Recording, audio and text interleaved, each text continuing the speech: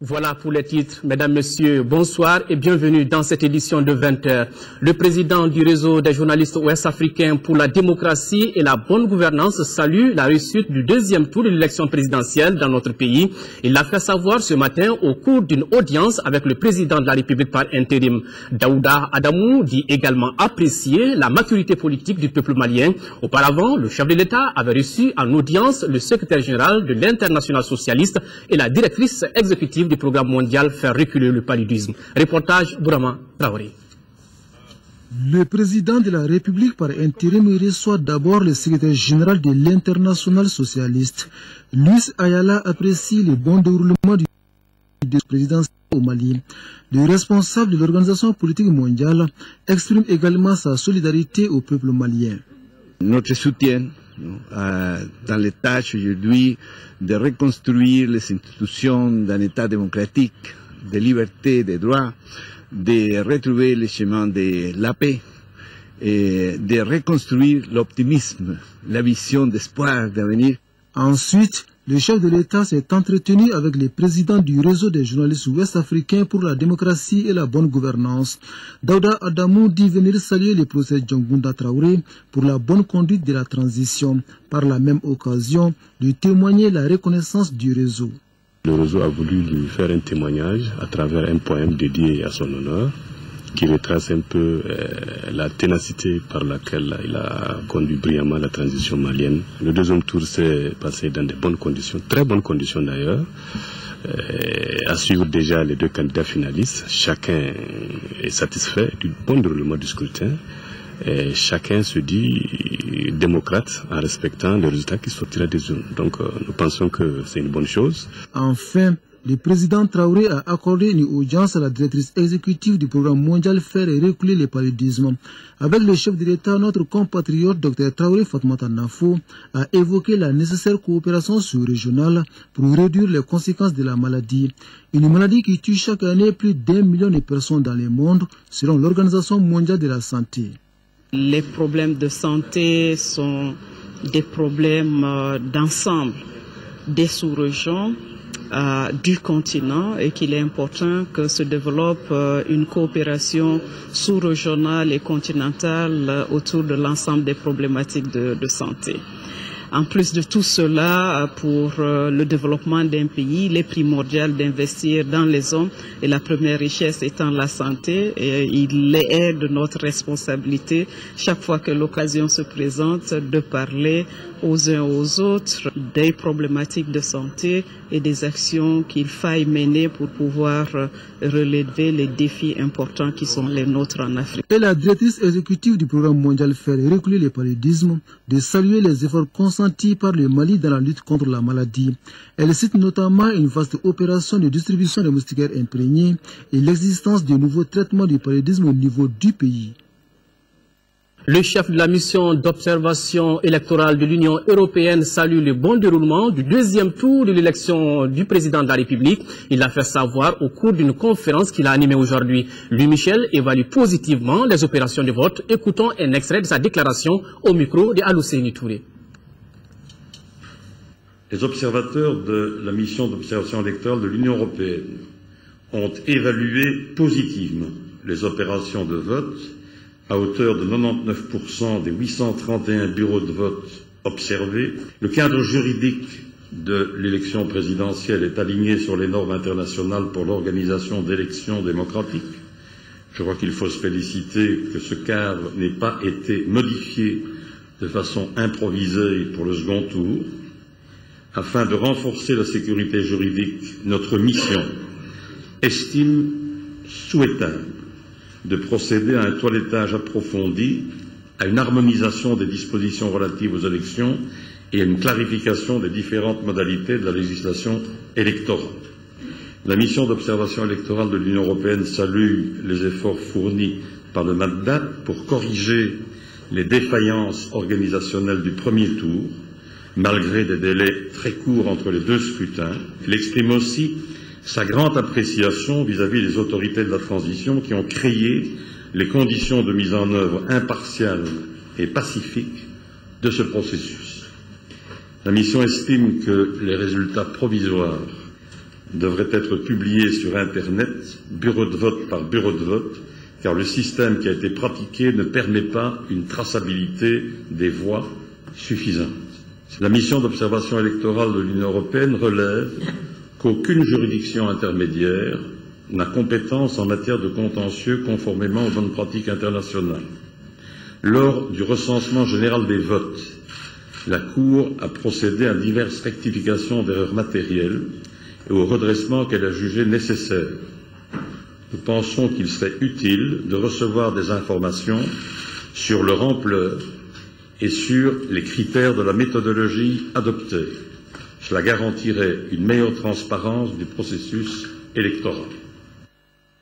Évaluation toujours, la commission d'observation électorale de la CEDEAO fait également le point du deuxième tour de l'élection présidentielle. La mission était cet après-midi face à la presse. Dans sa déclaration, elle souligne de bons déroulements du scrutin. Pour cette opération, la commission de la CEDEAO avait mobilisé 150 observateurs. Compte rendu Adama Kodjo. Le deuxième tour de l'élection présidentielle dans notre pays s'est déroulé de manière libre, transparente et crédible. Voilà la principale conclusion faite par la mission d'observation électorale de la Communauté économique des États de l'Afrique de l'Ouest CEDEAO. Dans sa déclaration préliminaire rendue publique, la mission salue le progrès enregistré dans l'organisation du scrutin présidentiel. Dans la plupart des centres de vote observés, les bureaux de vote ont ouvert dans les 20 minutes qui ont suivi l'heure officielle de 8 heures, en présence du personnel requis.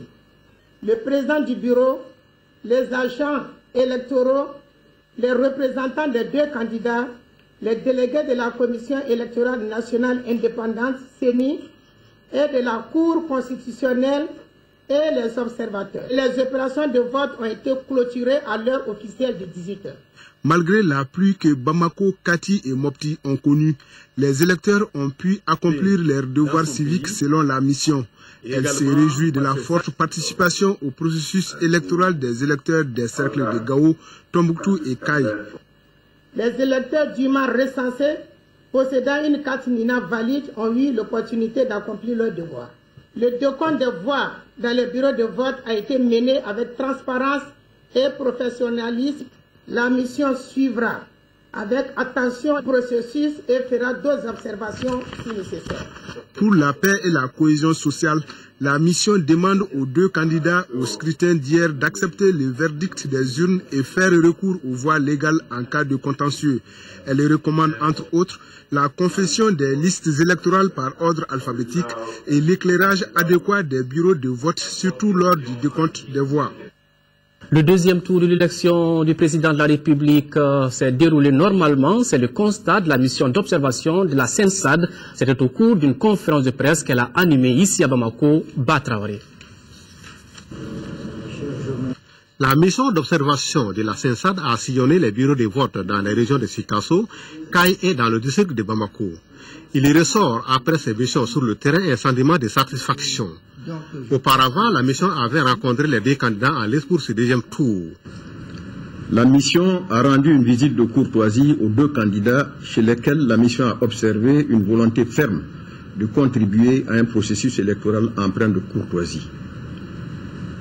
La mission a constaté une volonté des deux candidats de reconnaître les résultats du scrutin avec le souhait de voir des correctifs à apporter aux insuffisances du premier tour. À en croire les observateurs de la CENSAD, on note une meilleure organisation dans les bureaux de vote lors de ce deuxième tour. Cependant, on déplore une faible participation cette fois-ci par rapport au scrutin du 28 juillet dernier. Pour ce dernier point, la mission évoque les conditions climatiques et le manque de temps nécessaire aux candidats pour une bonne campagne.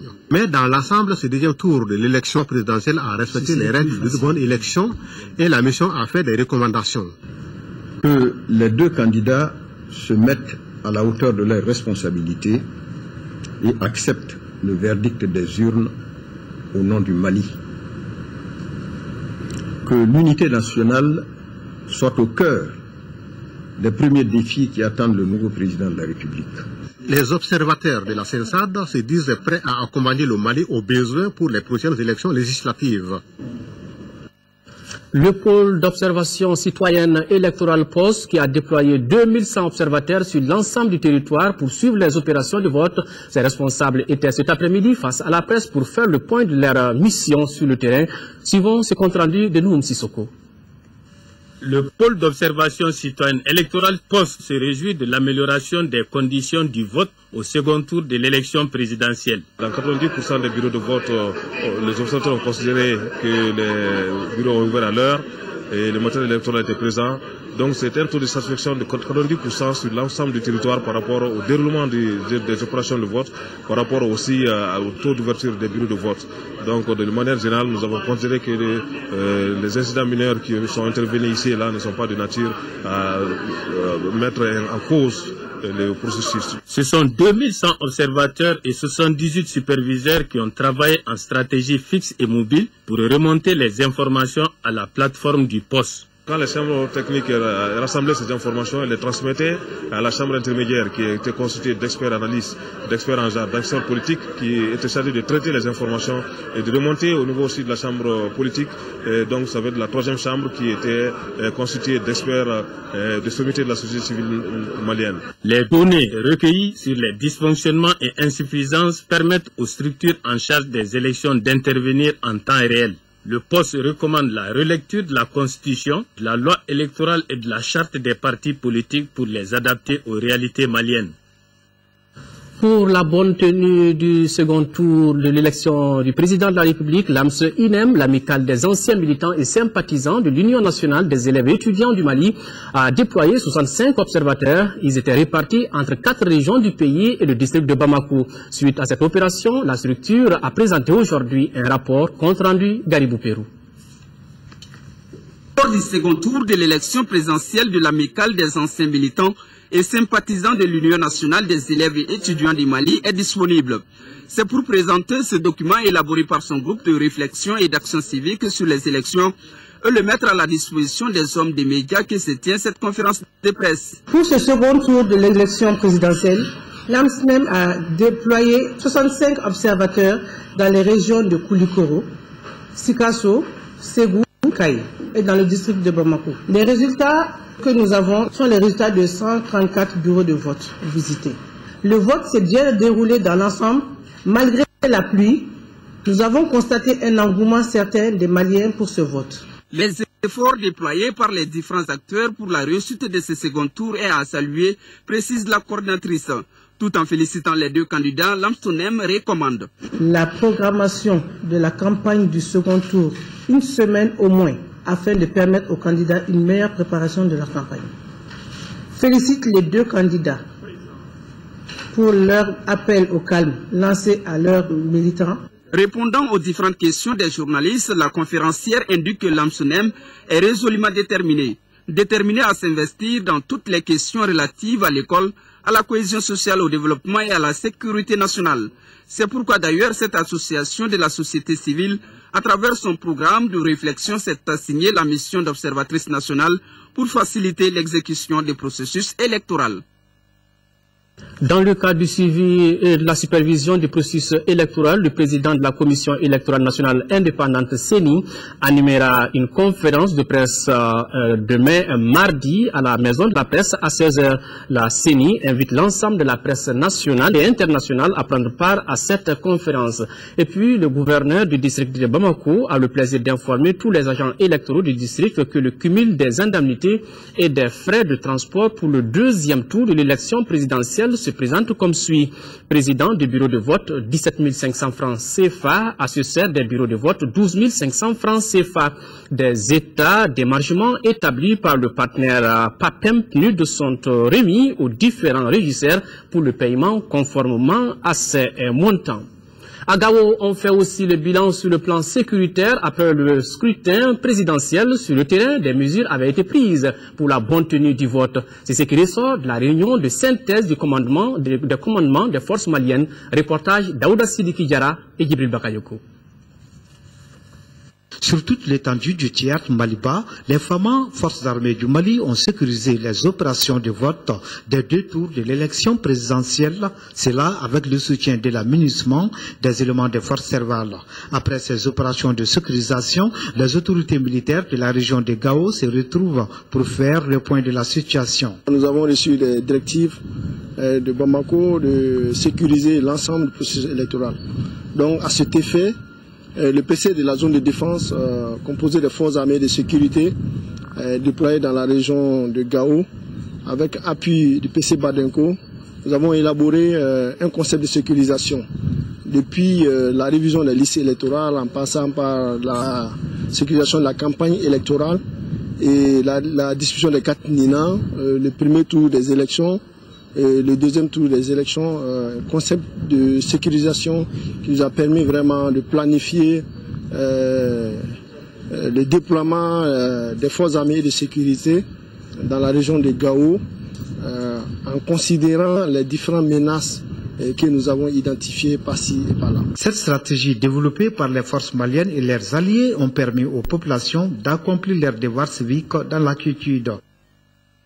Je vous l'annonçais en titre, le redéploiement des banques dans les régions nord s'effectuera à partir du 15 août, dans 3 jours. Ce retour des institutions bancaires a pour but de contribuer à la relance de l'économie malienne. Les dispositions sont prises par l'État afin de faciliter le retour. La reconstruction des agences bancaires est presque terminée. C'est du moins ce qui ressort de l'entretien que le président de l'Association professionnelle des banques et établissements financiers a eu avec notre reporter Mohamed Diarra. À titre de rappel, les banques ont perdu 18 milliards de francs CFA suite à l'occupation des régions du Nord. Je vous propose d'écouter Moussa Alassane Diallo. Le retour des banques était conditionné à un certain nombre de facteurs, notamment tout simplement la reconstruction, n'est-ce pas, des agences bancaires. Et cette reconstruction a démarré depuis plus de 2 mois maintenant. Et finalement, nous sommes en phase, n'est-ce pas, de terminer la reconstruction de ces agences-là. C'est pourquoi aujourd'hui, le retour des banques dans les 3 régions du Nord, Kidal, Tombouctou et Gao, est programmé. À partir du 15 août, le redéploiement des banques dans les 3 régions va commencer, notamment avec le retour de la Banque malienne de solidarité et la BMS au niveau de la région de Kidal. Et à partir du 20 août, les banques vont commencer à se déployer au niveau de Gao et Tombouctou. Les banques ont un rôle central à jouer dans la reconstruction et dans la relance de l'économie. Et les banques joueront ce rôle-là. C'est une responsabilité historique à laquelle les banques sont engagées et nous sommes prêts à relever ce défi-là. Oui, nous avons des assurances. À ce niveau-là, je voudrais vraiment remercier le ministre des Finances, le ministre de l'Économie et de l'Action humanitaire qui ont apporté un appui, un accompagnement, qui se sont engagés vraiment aux côtés des banques pour faciliter l'ensemble des conditions nécessaires au retour immédiat des banques dans les 3 régions nord de notre pays. Et parmi ces conditions-là, comme je l'ai dit, il y avait la reconstruction des agences qui est en voie d'achèvement. Ça incombait aux banques. Mais il y avait toutes les questions liées à la sécurité. Le deuxième point, c'était aussi les infrastructures qui ont été détruites au niveau de ces 3 régions-là. Notamment toutes les infrastructures de télécommunications. Et aujourd'hui, cela a pu être assuré. Il y avait un 3e facteur aussi qui concernait l'énergie, la production de l'électricité. Et il faut saluer aussi la décision prise par le ministre de l'Économie et de l'Action humanitaire qui a débloqué quand même 500 millions CFA pour assurer, n'est-ce pas, la distribution correcte, n'est-ce pas, de l'électricité dans les régions nord de notre pays. Et enfin, il y a un 4e facteur que nous avions mis sur la table de négociation avec le gouvernement. Il s'agit de la réouverture de l'agence auxiliaire de la BCAO de Mopti. Parce que les 3 régions du nord de notre pays, Gao, Tombouctou et Kidal, sont approvisionnées à partir de la région de Mopti, à partir de la BCAO de Mopti, l'agence auxiliaire de la BCAO de Mopti. Et à ce niveau-là, le ministre des Finances s'est vraiment engagé auprès du gouverneur de la Banque centrale, de façon à ce que cette réouverture, n'est-ce pas, de l'agence auxiliaire de la BCAO de Mopti puisse se faire très rapidement, de façon à faciliter donc l'approvisionnement, n'est-ce pas, des 3 régions, et de façon à permettre la continuité de l'exploitation bancaire au niveau de Gao, Tombouctou et Kidal. Monde des affaires, toujours l'apport de l'exploitation de l'or au budget national est passé de 50 milliards 882 millions de francs CFA en 2003 à 275 milliards 626 millions de francs CFA en 2002. Le ministère donc ambitionne de diversifier l'exploitation minière pour booster l'économie nationale. Le ministre était face aux journalistes ce matin pour faire l'état des lieux de l'industrie minière au Mali et communiquer la nouvelle vision du pays en la matière. Cheikh Oumar Sangari. Donner le maximum d'informations aux Maliens sur l'état actuel de l'exploitation minière dans notre pays, conformément à la vision de transparence et de bonne gouvernance du département des mines, tel était le but de cette conférence de presse. Il y ressort qu'à ce jour, 9 mines d'or sont en exploitation pour 45 tonnes l'an. L'apport du secteur aurifère pour le budget national est en croissance. De 2003 à 2012, les apports agrégés du secteur minier au budget national sont passés de 50 milliards 882 millions de francs CFA à environ 275 milliards 626 millions de francs CFA. Pour le ministre des Mines, l'or n'est pas un produit inépuisable. C'est pourquoi le département a conçu un document de stratégie globale de développement des secteurs miniers et pétroliers du Mali. Sortir le pays de la monoculture de l'or est une des visions de ce document. Cependant, notre production minière est marquée essentiellement par la seule monoculture de l'or. Donc pour éviter tout risque pouvant affecter ce secteur stratégique de notre pays, il faut diversifier les autres ressources minérales qui se trouvent dans notre sous-sol, notamment le fer, la bauxite, le manganèse, et en passe. Ces documents de stratégie globale comportent 9 axes parmi lesquels le développement spécifique du secteur pétrolier, l'organisation et la gestion des productions artisanales et la gestion de l'environnement. La mise en œuvre de cette stratégie donnera à coup sûr un nouvel élan à l'exploitation des substances minérales et sa meilleure intégration dans notre économie. Toujours dans le registre des affaires, le partenariat entre l'agence de cession immobilière ACI et l'association des promoteurs immobiliers du Mali APIM vient d'être nouée. Cette collaboration entre dans le cadre de la réalisation de 10 050 logements sur le site ACI dans la ville de Dialakorobougou. Compte rendu Mamoudou Sidibé. La présente convention porte sur des engagements spécifiques de part et d'autre. Du côté de l'ACI, il s'agit de mettre à la disposition de l'association des promoteurs immobiliers du Mali APIM 500 parcelles de 200 mètres carrés, 450 parcelles de 250 mètres carrés et 100 parcelles de 300 mètres carrés. Notre structure s'est résolument engagée pour consolider les acquis de l'État dans le cadre de la modernisation des villes. Cette cérémonie qui s'inscrit dans la continuité de nos actions précédentes n'en est pas moins une, la différence puisque les parcelles concernées seront soldées par l'APIM, notre interlocuteur unique, avant toute occupation, à la différence des précédentes opérations avec les promoteurs immobiliers. Quant à l'APIM, elle s'engage à faire réaliser le programme de logement sur les parcelles. Ces logements vont de type F3 au type F5. L'APIM assure également la maîtrise d'ouvrage et la gestion du programme. La mise en œuvre de ce projet démontre le souhait, l'existence de réelles capacités nationales pour soutenir et mettre en œuvre la politique nationale du logement. Le ministre du Logement, des Affaires foncières et de l'Urbanisme n'a pas caché sa satisfaction. Des études menées dans le secteur du logement au Mali font ressortir pour l'horizon 2015 un besoin très fort d'environ 450 000 unités d'habitation pour le territoire national. Face à ces gaps importants à couvrir, la présente cérémonie, si modeste soit-elle, vient enrichir le paysage de l'immobilier. L'objectif de cet accord est de contribuer à améliorer l'accessibilité des populations au logement dans des conditions décentes. ONU Femmes, en partenariat avec l'ambassade du Royaume des Pays-Bas au Mali, a fait don de véhicules et autres matériels informatiques d'une valeur de 220 millions de francs CFA au ministère de la Défense et des anciens combattants et à celui de la famille, de la promotion de la femme et de l'enfant. Ce geste doit permettre à ces structures d'être plus opérationnelles. Compte rendu, Kaya Toukoni. L'un des volets du programme de l'ONU Femmes est les questions rapport avec la lutte contre les violences basées sur le genre, notamment les viols en situation de conflit. Dans ce volet se trouve un produit en rapport avec le renforcement des capacités des forces de défense et de sécurité et sur la protection des filles et des femmes affectées par les conflits. Pour la réalisation de ce volet, ONU Femmes, en partenariat avec l'ambassade du Royaume des Pays-Bas au Mali, a remis 2 véhicules 4x4 et des matériels informatiques au ministère de la Défense et des anciens combattants et à celui de la famille, de la promotion de la femme et de l'enfant. Avoir un véhicule au niveau de l'état-major pour ce programme-là permettra à l'état-major de pérenniser un certain nombre d'activités après la fin du financement. Le programme doit toucher 4000 militaires hommes en âme qui doivent être formés sur toute l'étendue du territoire. Cela nécessite qu'ils se déplacent beaucoup.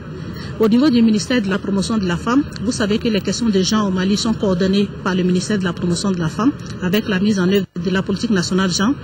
Et dans ce cadre-là, il est important que le ministère puisse disposer aussi d'un moyen de déplacement pour assurer ce rôle de coordination des questions des gens-là.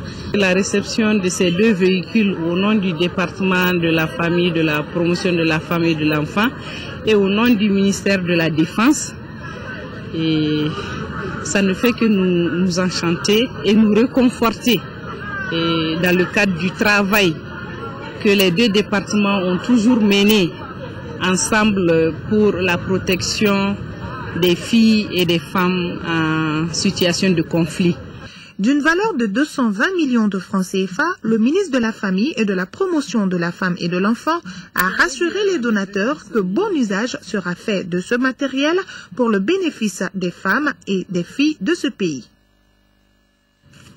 Le groupe de suivi budgétaire était face à la presse ce matin, une rencontre qui avait pour but de présenter aux hommes de médias le rapport de suivi de la feuille de route du gouvernement de transition de janvier à juin 2013. Moussa Fani.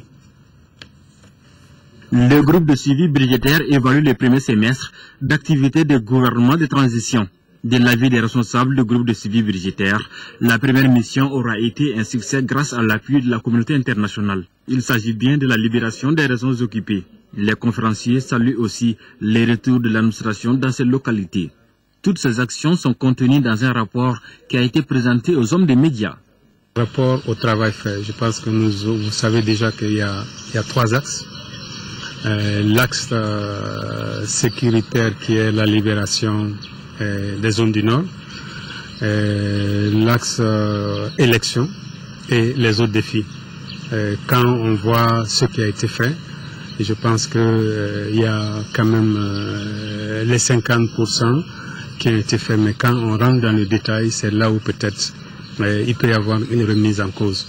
La publication de ce rapport a été rendue possible grâce à l'appui du gouvernement, un partenariat salué par les présidents des groupes de suivi budgétaire. Nous, en tant qu'organisation de la société civile, nous allons veiller à ce qui est programmé puisse être réalisé et donner l'information aux citoyens maliens sur ce qu'ils sont en train de faire. Le groupe de suivi budgétaire souhaite que le gouvernement garde la même dynamique et informe davantage les peuples maliens des actions qu'il mène. À l'occasion de la journée internationale de la jeunesse célébrée aujourd'hui 12 août, le ministre de la Jeunesse et des Sports a adressé un message aux jeunes. Le thème international de cette année est Migration des jeunes, faire avancer le développement. Ici au Mali, le thème retenu est Contribution de la jeunesse à l'effort de réconciliation nationale, de la consolidation de la paix et de la sécurité. Écoutons le ministre de la Jeunesse et des Sports, Hamé Founé Mahalmadan. Il est au micro de Abdul Karim Kaba. La journée internationale de la jeunesse, c'est l'occasion pour les jeunes du Mali, d'Afrique et du monde entier de se faire entendre dans la mise en œuvre des actions les concernant. Elle constitue également pour les décideurs, les partenaires et l'ensemble de la société civile un moment fort de réflexion sur les grandes préoccupations des jeunes et une expression de leur participation effective à la vie publique. En célébrant la journée internationale de la jeunesse dans ce contexte particulier, l'objectif visé par mon département et les organisations de jeunesse est de favoriser le brassage des jeunes sans distinction d'ethnie ou de religion autour d'activités conçues à cet effet, conférences, reboisement, assainissement. Un autre objectif que nous nous sommes fixés est de promouvoir la culture de la paix et de la sécurité en milieu jeune afin que les événements que nous avons connus en 2012 ne se répètent plus jamais dans notre pays. La célébration de la Journée internationale de la jeunesse coïncide à la tenue du deuxième tour de l'élection présidentielle. À cet effet, le ministère de la Jeunesse et des Sports et ses partenaires ont décidé de reporter les activités commémoratives de la dite journée au 20 août 2013 à Bamako. Donc, de nos régions, Africa Rice entend accompagner les artisans de Nioro. En effet, elle vient de présenter une moissonneuse-batteuse à la coopérative des forgerons de l'Office du Niger. L'utilisation de cette machine devra permettre aux producteurs de riz de résoudre les problèmes liés aux opérations de récolte. Compte rendu, Honoré Tino.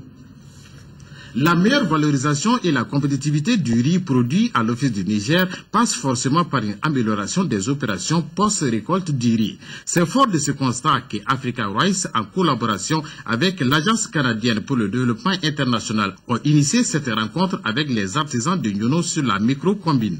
Une alternative et une option pour pallier au déficit de main-d'œuvre pour la moisson du riz en adaptant cette moissonneuse batteuse aux terres aménagées de l'Office du Niger. Il s'agit de construire un équipement pour résoudre les problèmes de récolte et de post-récolte au niveau de la chaîne de valeur du riz. Quand on sait que les pertes occasionnées par les opérations de récolte et de post-récolte peuvent atteindre facilement 20% de la production. Donc on situe bien l'importance de cette activité et aussi le temps et la main-d'œuvre que cela nécessite de plus en plus. L'Agence canadienne de développement international ACDI l'inscrit dans sa mission. L'Institut d'économie rurale sont deux institutions qui travaillent en partenariat avec Socafon. Et Socafon, vous savez que Africa Rice appuie les producteurs, les transformateurs et les équipementiers dans la valorisation du riz. C'est dans ce cadre qu'il y a eu une collaboration étroite entre Socafon et Africa Rice. Cette présentation, suivie de l'apprentissage des techniques de fabrication de cette moissonneuse batteuse, devrait permettre aux artisans d'en produire suffisamment pour garantir le dispositif servant à fournir du riz de qualité avec une économie de temps et d'énergie. Nous étions donc à Nyono. La réunion du conseil de gestion du district sanitaire de Koutiala vient de se tenir.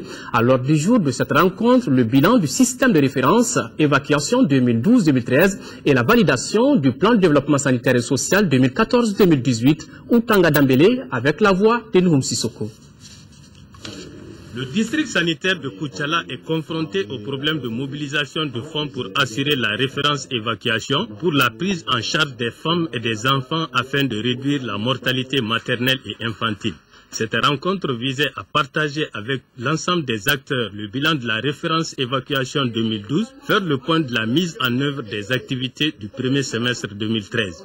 Il s'agissait également de valider le plan de développement sanitaire et social 2014-2018 du district sanitaire du Cercle. Nous sommes dans un nouvel élan aujourd'hui. Nous sommes en train de nous réveiller petit à petit. Et tous les acteurs, je vais dire, les collectivités que nous sommes, les assassins, que chacun s'acquitte de sa part pour non seulement sauver nos femmes, mais aussi sauver nos enfants. Quant aux représentants des ONG partenaires, il a mis l'accent sur la vision de ces ONG dans le domaine de la santé. Le projet avait eu à soutenir la première session à hauteur de 4 500 000. Les recommandations avaient été formulées. C'est à cela que les partenaires suivent. Faire en sorte que les actions soutenues permettent une responsabilisation des acteurs afin que tous s'impliquent en faveur de la santé et cela pour une amélioration de la couverture au niveau du district sanitaire de Koutiala. Le gouvernement du Mali, dans sa politique sanitaire, a mis en place le système de gratuité de la césarienne, mais force est de constater que dans ce programme, le paiement des quotes-parts n'est pas à hauteur du souhait. Le développement sanitaire et social a été expliqué par le médecin-chef du centre de santé de référence de Koutiala, Dr Mahamadou Magassa. sport, les finales de la Coupe du Mali de handball ont été jouées samedi dernier dans la salle du stade du 26 mars. 2 coupes en hommes et en dames remportées par l'USFAS. Isaac Thierno. L'USFAS en dames et messieurs remporte les finales de la Coupe du Mali de handball. Dans l'opposition des dames, l'USFAS est face au centre omnisport de Missabou qui joue sa toute première finale de l'histoire après 5 ans d'existence. Coup d'envoi symbolique et la partie commence. Bonne entrée en matière de l'équipe des militaires qui creuse très tôt l'écart sans une grande résistance. À la mi-temps, le score est de 14-5 pour l'USFAS. Au deuxième acte de jeu, Missabou semble plus décontracté. Les centristes jouent mieux en première période et le spectacle est au rendez-vous. L'USFAS l'emporte finalement 25-13. Dans la finale des hommes, l'USFAS affronte l'AS Commune 2. Il n'y a pas de suspense comme d'habitude entre les militaires et le communal. L'AS Commune 2 ne tient pas la route et est mené 14-6 à la mi-temps. La deuxième mi-temps est à l'image de la première. L'AS Commune 2 est moins à jambe et perd 24-12. Une belle fin de saison pour les militaires.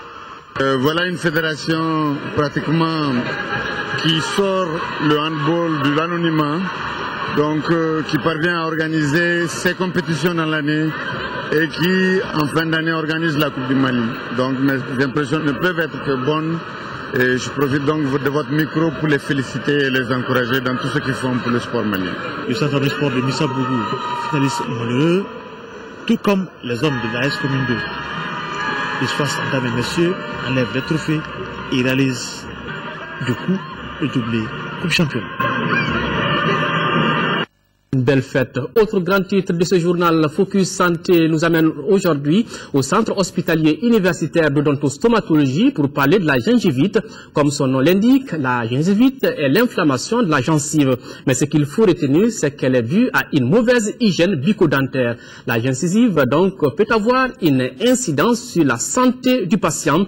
La gencive, chose à ménager, c'est ce que nous dit Thiessira Emmanuel Dambélé.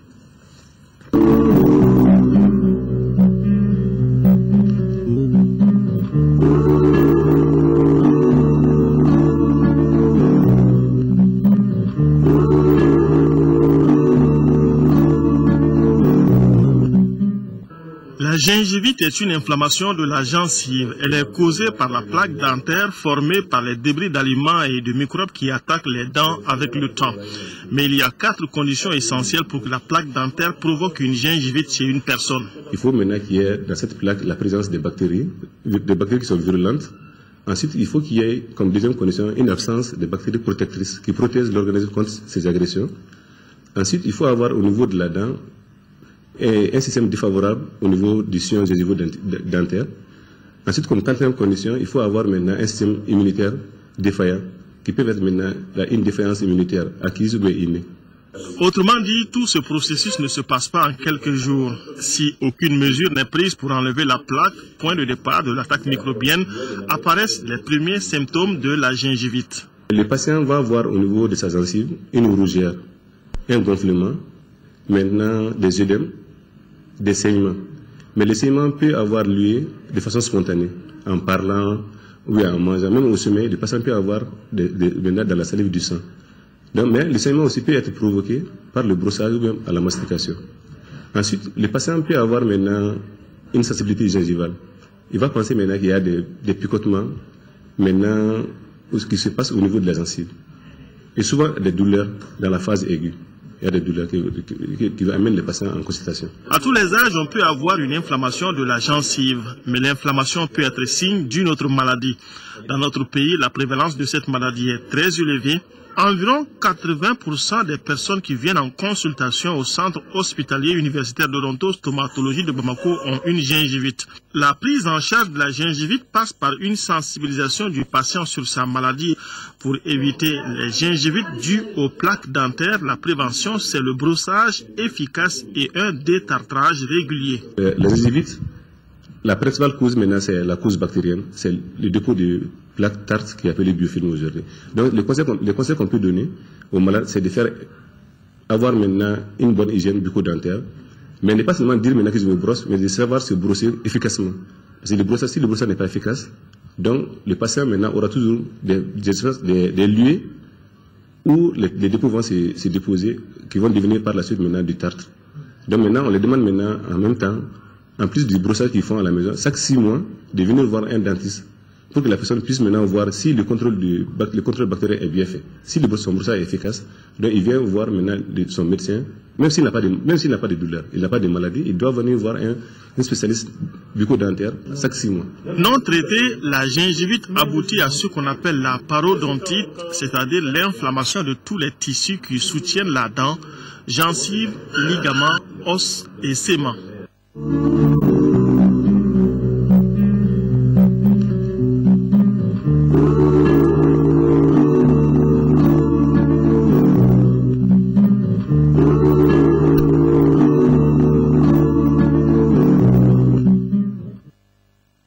Voilà, c'est sur cet élément que prend fin cette édition. Merci de l'avoir suivi. Demain, 10h-13h, retrouvez Mohamed Touré. Je vous donne rendez-vous pour les éditions du soir. Retrouvez cette édition sur notre site www.ortm.ml. Au revoir et qu'Allah bénisse le Mali.